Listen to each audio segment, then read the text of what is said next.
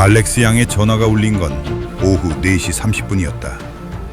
그는 타이페이 사무실에서 일을 마무리하던 중이었다. 화면에 뜬 이름을 보고 잠깐 멈췄다. 너무 이르다고 생각했다. 기가는 항상 오후 6시에 전화했다. 하루치 능선이 등 뒤로 사라지고 배낭을 내려놓고 차를 끓이기 시작할 무렵 별이 뜨기 직전의 그 시간이 그녀의 시간이었다. 4시 30분은 아니었다. 전화를 받았다. 수화기 너머 목소리는 침착했다. 알렉스는 그게 더 무서웠다. 하체를 움직일 수 없어 좌표를 불러줬다.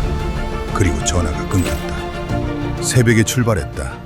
30kg이 넘는 배낭을 등에 얹고 혼자였다. 표지판이 없는 루트였다. 발을 내디딜 때마다 돌이 미끄러졌고 흙이 쏟아졌다.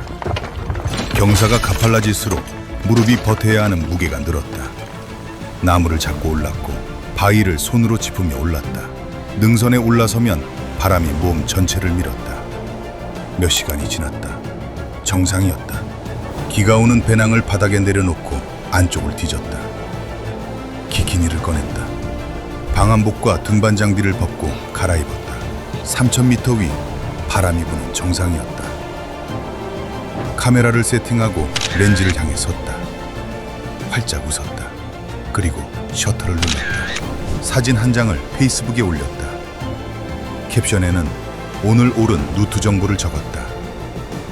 어느 구간이 미끄러운지, 어디서 물을 구할 수 있는지, 어느 지점부터 경사가 급해지는지, 비키니 사진 사이사이에 안개 낀 숲 사진, 바위가 드러난 등산로 사진, 구름 위로 펼쳐지는 능선 사진을 함께 올렸다.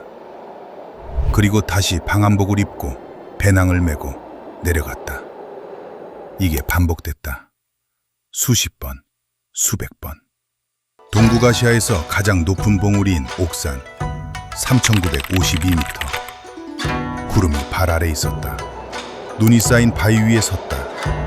비키니를 입고 웃었다. 설산 3886m. 암벽을 타고 오르는 루트였다. 손바닥이 긁혔고 무릎에 멍이 들었다. 하지만 정상에서는 비키니를 꺼내 입고 웃었다.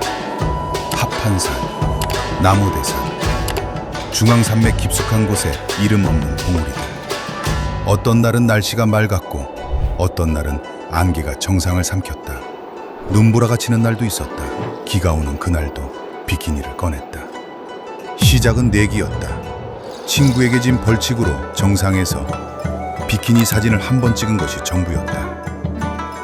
그런데 다음 산에서도 꺼냈고 또 다음 산에서도 꺼냈다.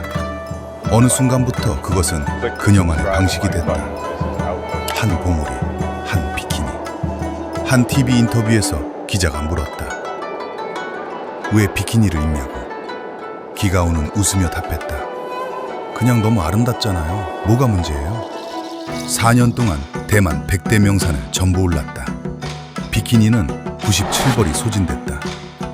1년 중 127일을 산에서 보냈다. 스폰서 제안이 왔고 협찬 연락도 왔다. 저축이 줄어들고 있었지만 전부 거절했다. 어떤 산을 어떤 방식으로 오를지는 자신이 정한다는 이유였다. 산에서 그녀는 쓰레기를 주웠다. 지쳐서 발이 멈춘 등산객을 만나면 짐을 대신 받아들고 함께 걸었다. 이미 30kg이 넘는 배낭을 메고 있었는데도 100개가 끝났을 때 다음 목표를 정했다. 대만의 3000m 이상 봉우리 268개 전부. 아직 아무도 완성한 적 없는 기록이었다. 2014년 4월 기가 오는 아버지 곁에 혼자 있었다. 내조 중이었다. 갑작스러운 일이었다. 어릴 때 강가에서 함께 수영을 했던 아버지였다. 강 기슭에서 달팽이 잡는 법을 가르쳐줬던 아버지였다. 기가가 학교를 마치고 잠깐 집을 떠났을 때도 그녀가 데려온 고양이를 아무 말 없이 받아준 아버지였다. 그 아버지가 63세에 떠났다. 기가 오는 그 자리에 있었다. 그의 말, 회사에서 중국 발령을 제안했다. 언니는 이미 결혼해서 집을 떠난 상태였고 어머니는 혼자 남아 있었다. 기가 오는 발령을 거절했다. 그리고 직장을 그만뒀다. 20대 내내 모은 저축을 꺼냈다. 산으로 갔다. 기가오는 나중에 이렇게 썼다. 저는 외로움이 있기 때문에 항상 사람들과 어울리지 못했습니다. 그것이 바로 제가 산을 좋아하는 이유인지도 모릅니다. 그녀는 멈출 수 있었다. 직장을 다시 구하고 어머니 곁에서 평범하게 살 수도 있었다. 그런데 산으로 갔다. 그것도 혼자. 그렇게 4년이 지났다. 100개의 정상이 쌓였다. 저축은 줄었고 산은 점점 더 깊어졌다. 기가오는 위험을 몰랐던 게 아니다. 혼자 등반을 시작하고 나서 얼마 지나지 않아 직접 글을 남겼다. 혼자 등반하는 동안 한 가지 실수만 있으면 이번 여행이 마지막이 될 수도 있다. 본인의 말이었다. 지어낸 게 아니었다. 실제로 발을 헛디뎌 미끄러진 적도 있었고 상처투성이가 된 다리 사진을 올린 적도 있었다. 산이 어떤 곳인지 누구보다 잘 알고 있었다. 위산 국립공원에 들어가기 불과 한 달 전인 2018년 12월 24일에도 추락사고가 있었다.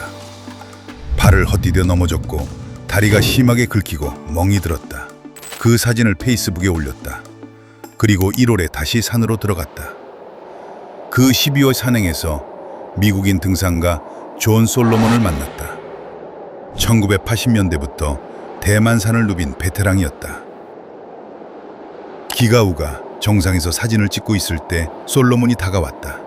기가우의 배낭이 너무 무겁고 혼자 다니기엔 루트가 위험하다고 말했다.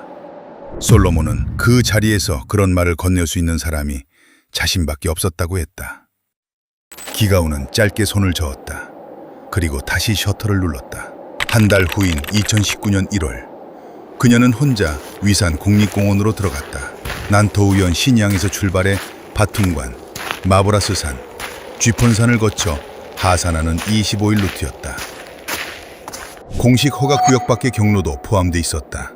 알렉스가 사준 위성폰이 배낭 안에 있었다. 매일 오후 6시 하루가 끝날 때마다 전화를 했다.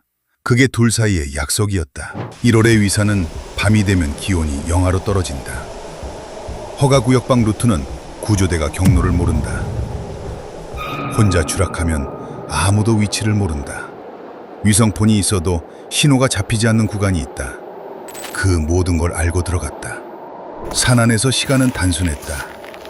날씨를 확인하고 루트를 판단하고 텐트를 치고 다시 올랐다. 그렇게 18일이 지났다.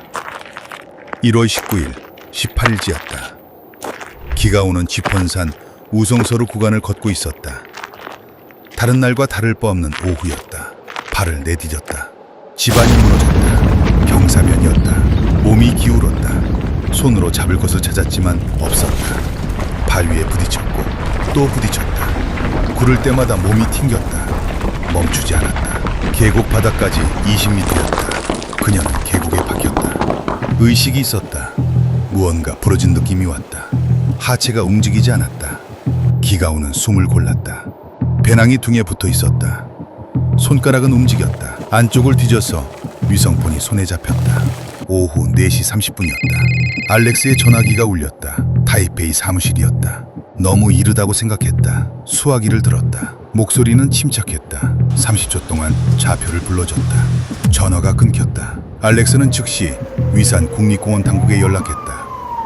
헬기가 떴지만 구름이 계곡을 막았다. 시야가 없었다. 착륙할 수 없었다. 구조대가 도보로 출발했다. 허가구역 밖 루트였다. 지도에 없는 길이었다. 그 사이 밤이 왔다. 계곡 아래는 어두웠다. 1월의 위산, 밤 기온은 영하로 떨어진다. 하체를 움직일 수 없으면 체온을 유지하는 방법이 없다. 기가오가 그 밤에 무엇을 했는지, 무슨 생각을 했는지는 아무도 모른다. 알렉스는 밤새 문자를 보냈다. 헬기가 다시 뜰 거고 구조대가 가고 있다고. 답장은 없었다. 기가오는 1월 20일 사망한 것으로 추정된다. 구조대가 그녀를 발견한 건 1월 24일이었다. 이미 차갑게 식은 뒤였다. 사고가 나기 하루 전 기가오는 마지막 게시물을 올렸다. 구름 위로 펼쳐진 산 정상의 전망 사진이었다. 캡션은 짧았다. 오늘을 축하하며 그녀가 한 말이 있다. 혼자 등반하는 동안 한 가지 실수만 있으면 이번 여행이 마지막이 될 수도 있다. 그녀는 알고 있었다. 그래도